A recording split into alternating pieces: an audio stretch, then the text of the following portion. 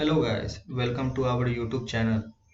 आज हम अपने HTML सीरीज को आगे बढ़ाते हुए एंकर टैग के बारे में जानने की कोशिश करेंगे। तो बेसिकली दोस्तों, एंकर टैग होता क्या है?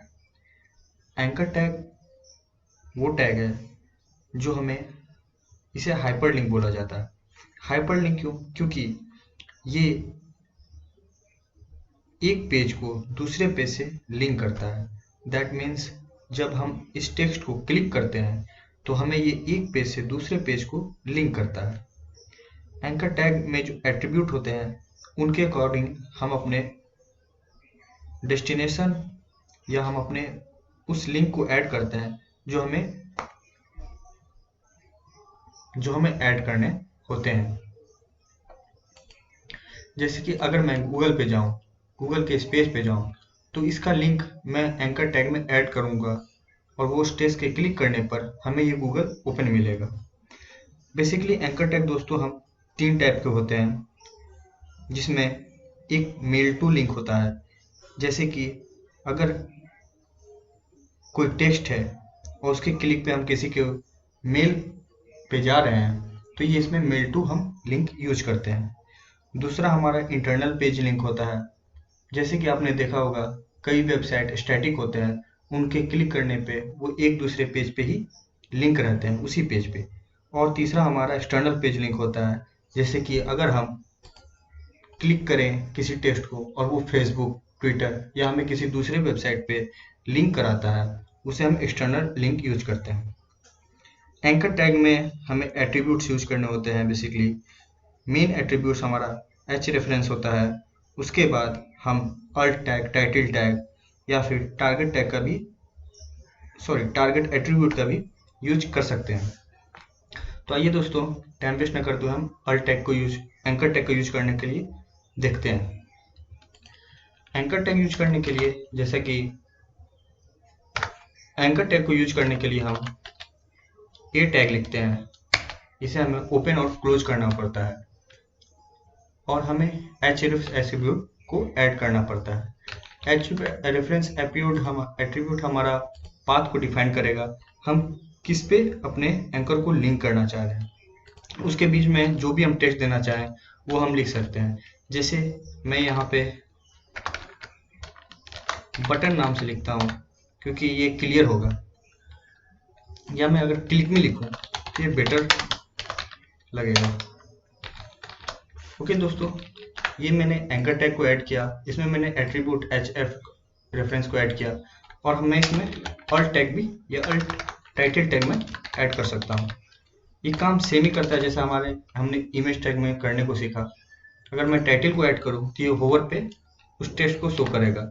जैसे अगर मैं क्लिक ऑन अस लिखूं और इसे सेव करूं, इसके साथ ही साथ में अगर गूगल का लिंक कॉपी करूं, अगर हम यहाँ पे कॉपी करेंगे इसके लिंक को और एंकर टैग में पेस्ट करेंगे एच रेफरेंस में, तो इसके क्लिक करने पर हम गूगल के उस पेज पे जाएंगे। याद रहे दोस्तों, हमें WWE ये एंकर का पूरा पाथ एच रेफरेंस में ऐड करना होता है।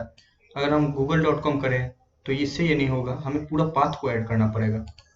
तो आइए, अगर मैं इसे सेव करके देखूं तो ये हमारा दोस्त को क्लिक मी मिल गया है हमें। अगर हमें इसे क्लिक मी को ऐड करूं, क्लिक मी पे क्लिक करते ही ये हम गूगल के पेज पे हमें ये शो हो रहा है। अब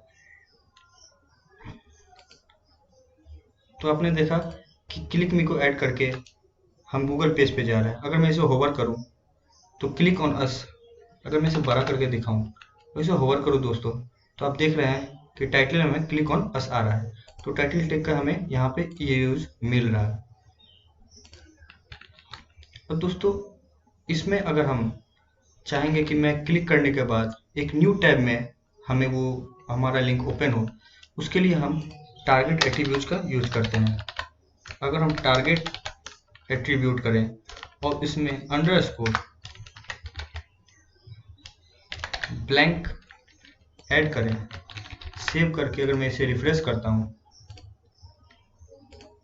अब इसे मैं क्लिक करूँ तो आप देख रहे हैं ये हमारा न्यू टैब में ओपन हुआ और हमारा कोड उसी टैब में है।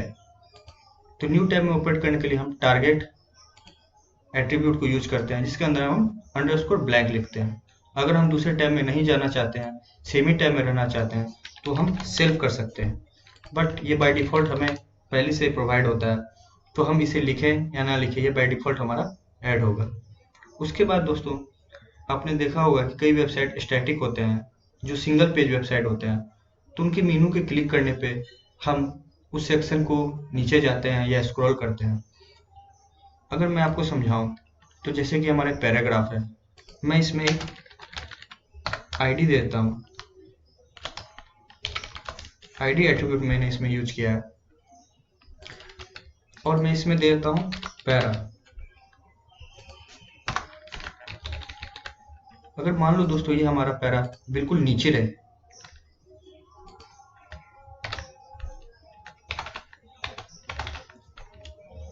अभी तो ये मैं हमारे क्लिक के बिल्कुल नीचे आ रहा है तो हमें पता नहीं चलेगा, उसके लिए मुझे ब्रेक टैग यूज करना पड़ेगा।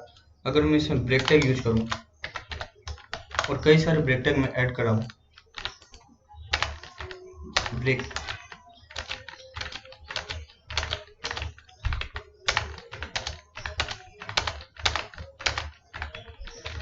सेव करके हम रिफ्रेश करते हैं, तो ये देखो दोस्तों हमारा स्क्रॉल करने पे हमारा पैराग्राफ टेक्स्ट दिख रहा है, बीच में हमारे पास स्पेस है। तो मुझे अब करना क्या है कि आईडी हमने इसे पैरा दिया है, आईडी को ऐड करने के लिए हम हैशटैग का यूज करते हैं, क्लास के लिए हम डॉट का यूज करते हैं। तो हम अगर अपने एच रेफरेंस में लिंक की जगह हैशटैग जो हमने आईडी का नाम रखा है उसे लिख देते हैं। सेव करने के बाद अगर मैं इसे रिफ्रेश करूं और इसके क्लिक करूं तो ये देखो दोस्तों क्लिक करने पे हमारा पैरा पे हिट कर रहा है। इसका मतलब कि क्लिक करने पे हमारा उसी पेज के जो मैंने आईडी को कॉल किया है उस पर वो हिट कर रहा है। ये बेसिकली हम सिंगल पेज में वेबसाइट में हमें देखने को मिल जाते हैं। तो हम अपने इंटरनल पेज को भी कॉल कर सकते हैं।